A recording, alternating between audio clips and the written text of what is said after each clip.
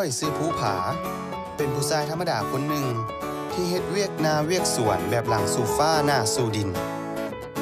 หน้าตาก็ธรรมดาแบบบ้านนาเรื่องผู้สาวกามีมาอยู่แต่เป็นหยังคือบ่มีแฟนนำเขาจักเถื่อหรือ